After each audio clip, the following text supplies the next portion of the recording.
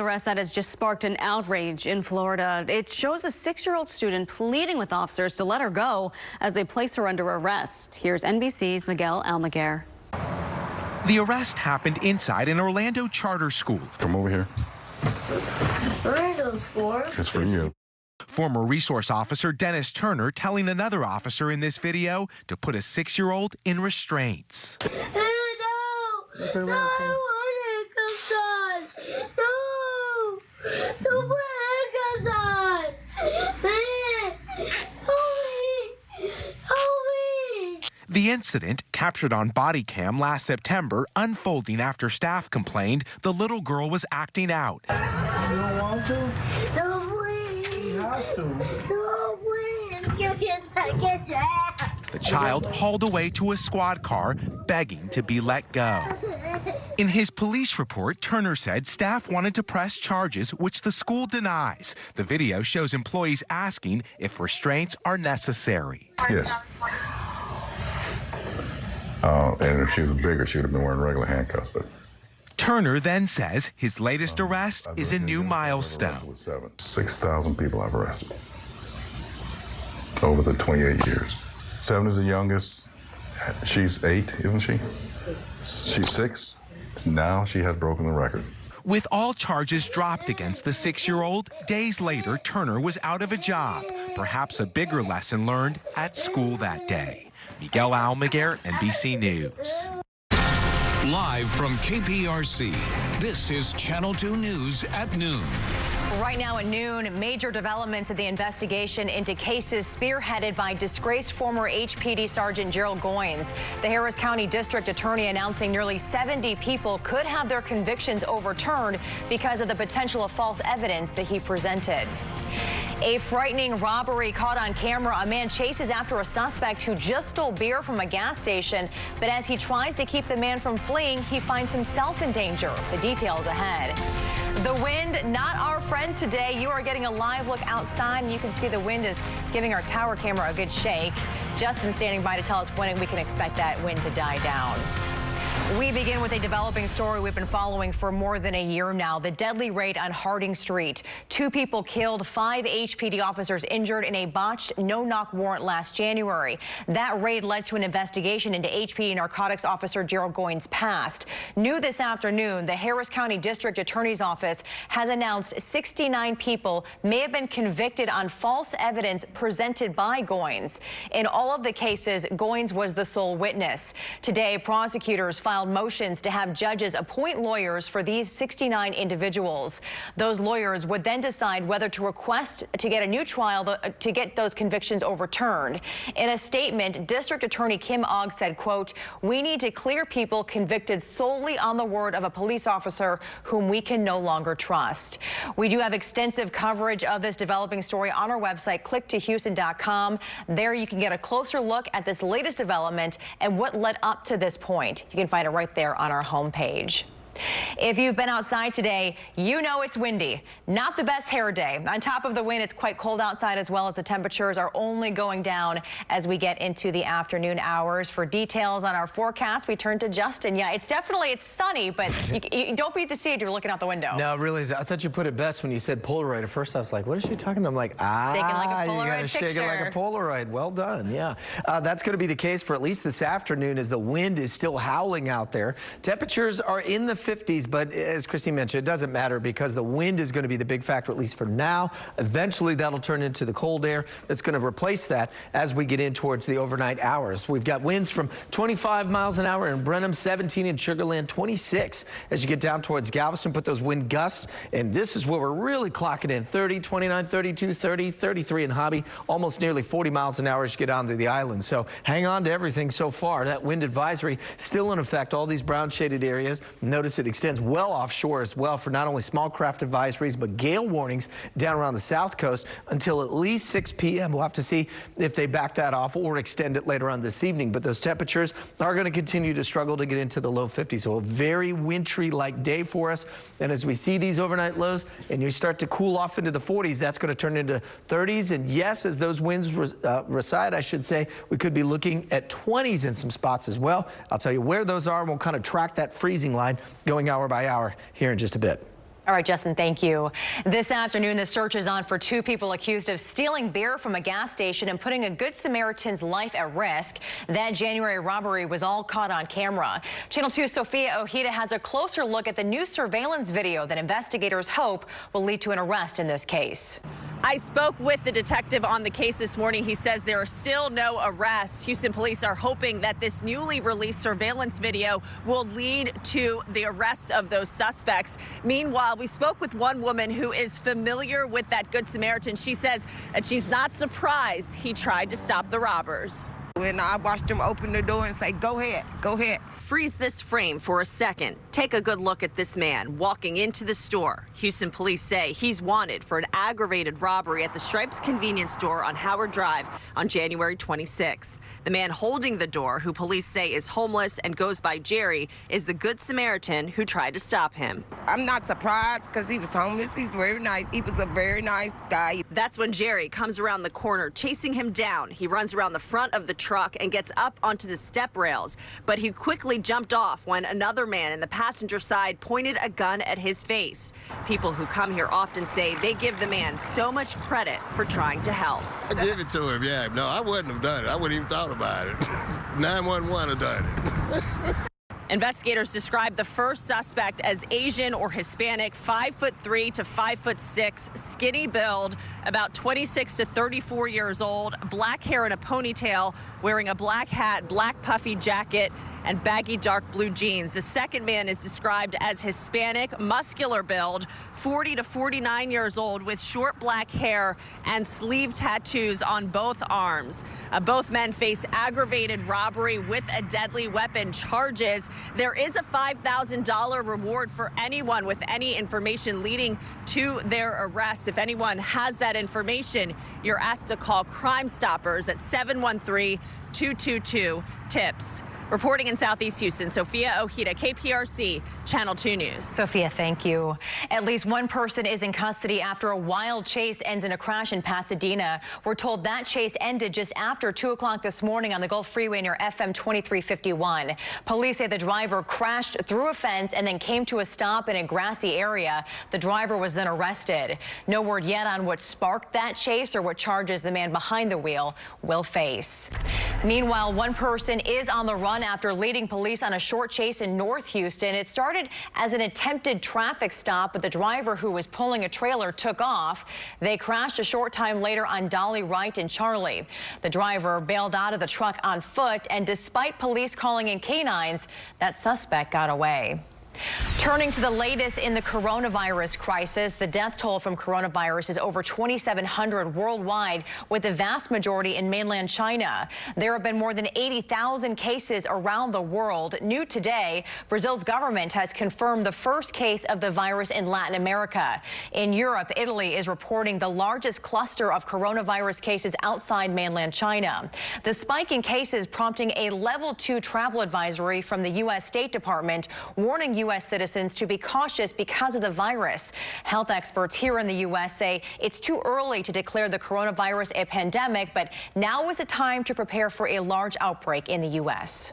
So right now, today, we have a bad epidemic in China, and we have countries that are starting to have community spread, which is essentially getting us closer and closer to what you would consider the definition of a pandemic.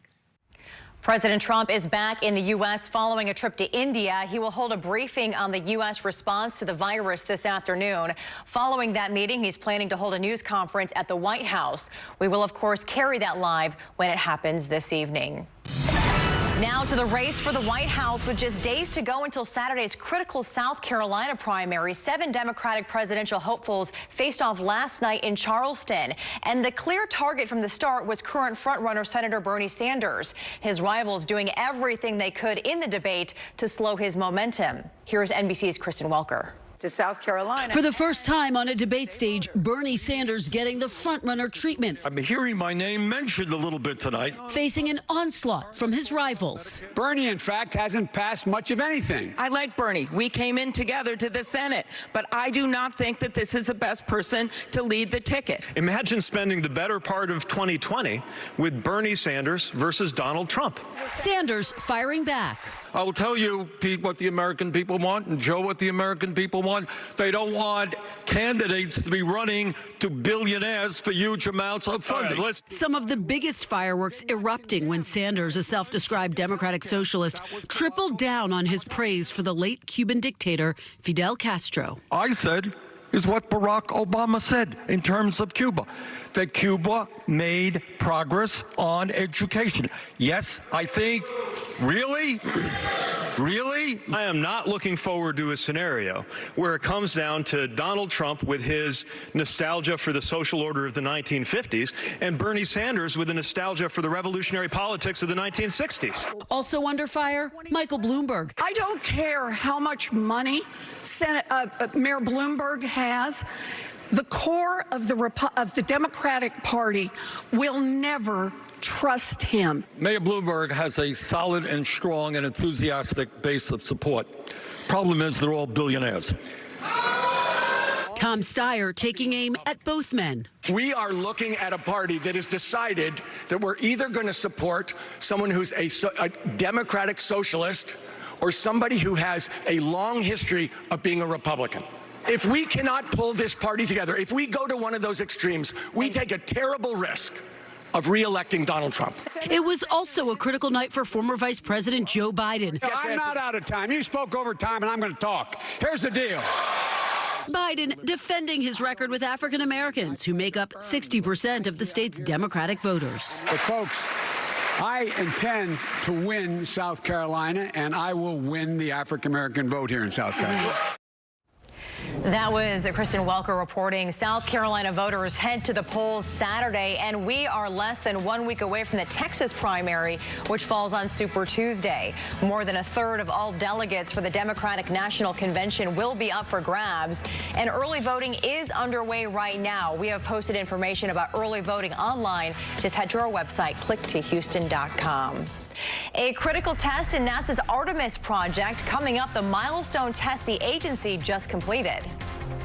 And yeah, still windy out there as well. At least it's sunny today. We'll go with that, but it is going to remain chilly this afternoon, and watch out for some freeze and frost on your windshield. I'll tell you where the biggest culprit spots will be, and an absolutely perfect rodeo weekend. We'll get into that for all your cook-off plans here in just a bit. All right, Justin, and a Girl Scout in Oregon takes down a suspected criminal next at noon. What police say he tried to do to get his hands on cookies without actually paying for them, and how he was caught. Next on Channel 2 News at noon.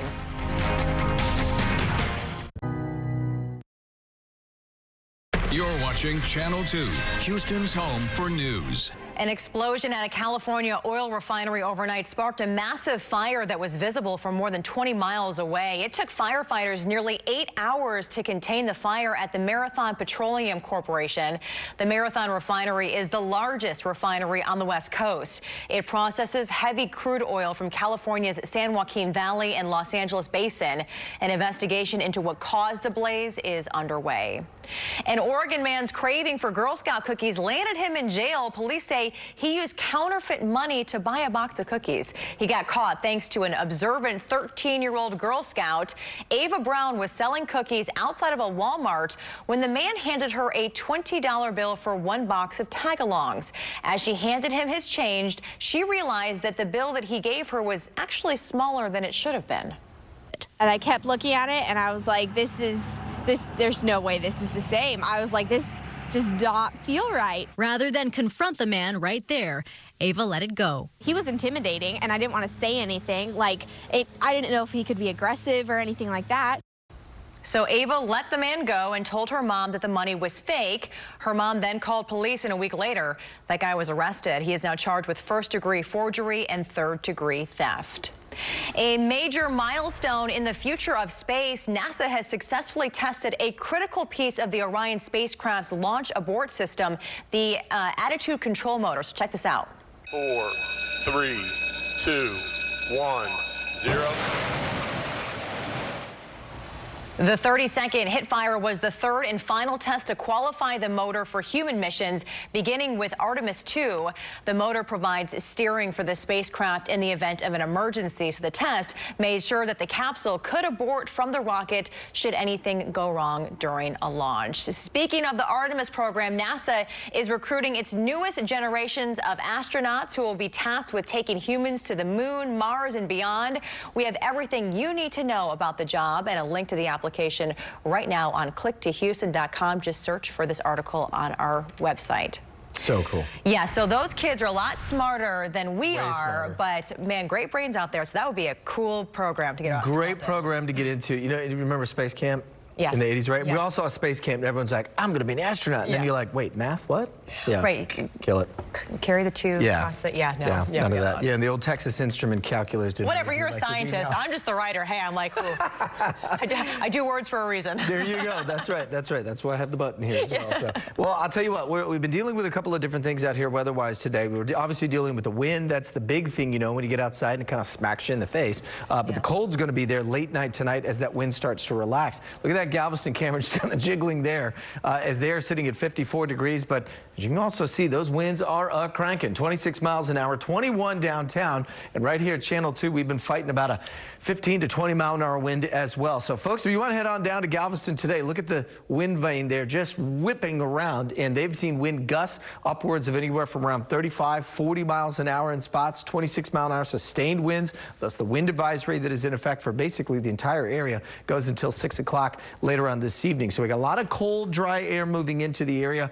All those wind speeds at around 15, 20 miles an hour. Add the wind gusts, there we said, clocking in close to 40 on the island, 28, 29, 25, 32 down towards Pearland.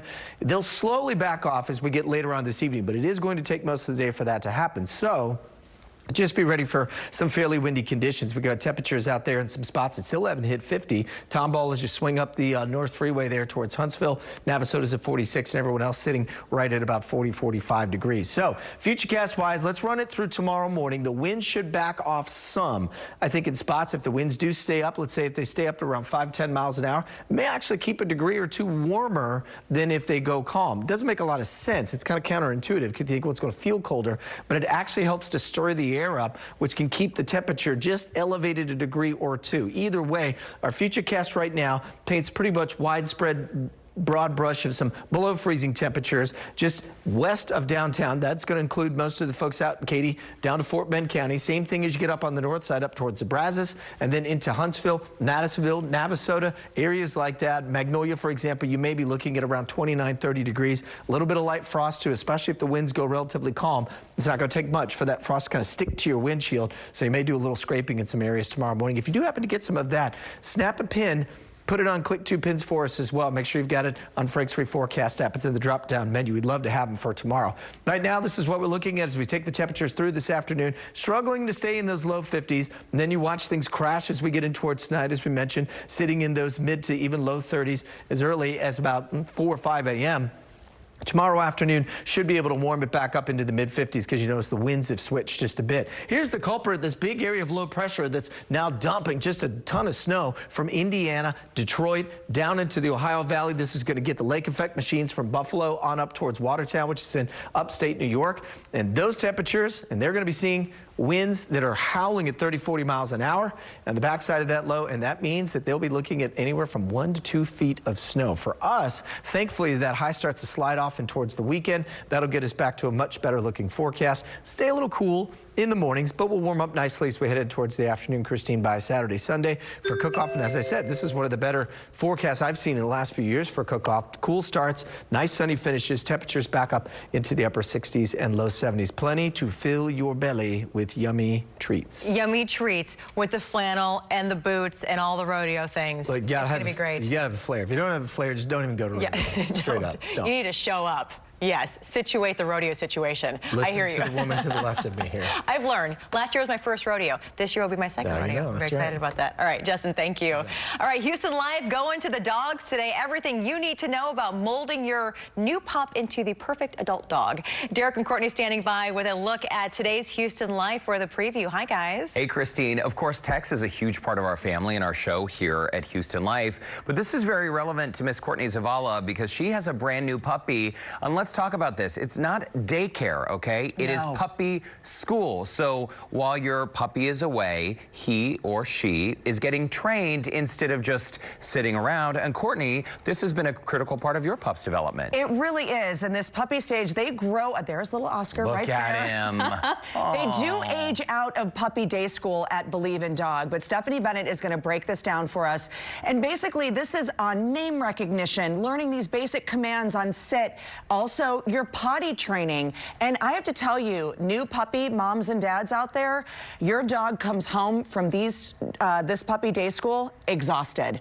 So it's winning on all levels. And I have to tell you, Oscar's loving it. He's loving all of his new friends. At the end of every puppy day school, he gets a progress report. Like a little report card? A little report card of like his potty situation. Did he socialize well with other dogs? What does he like to do? And so far, like AJ used to get a few clovers in pre-K, which is better luck tomorrow. So far, no clovers. So I feel like we're winning.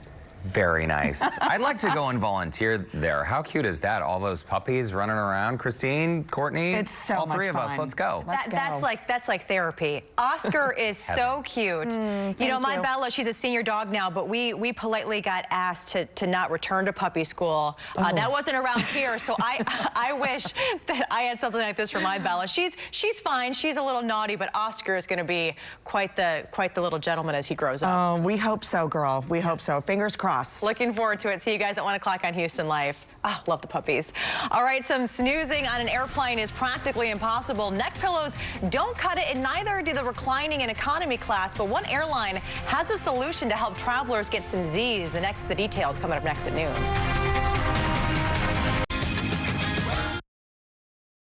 Question for you. Never have trouble sleeping on a flight? Well, one airliner may actually have a solution.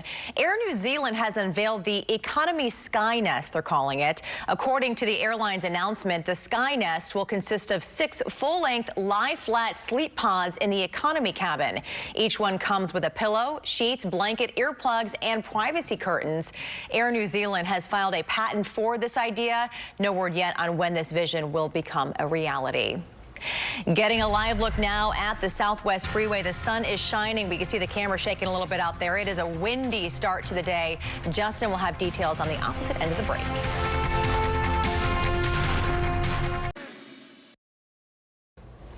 All right, don't forget tomorrow morning, it is going to be on the chilly side. We've got widespread chances for everybody, I'd say north and west of Houston, to likely see temperatures, at least for a couple hours, Christine, in the upper 20s and low 30s. Let's try that. Otherwise, sunshine's back and the warmer temperatures, too. Hold on to your hats, y'all. Thanks for joining us at noon. We'll see you again at 4 p.m. Have a great day.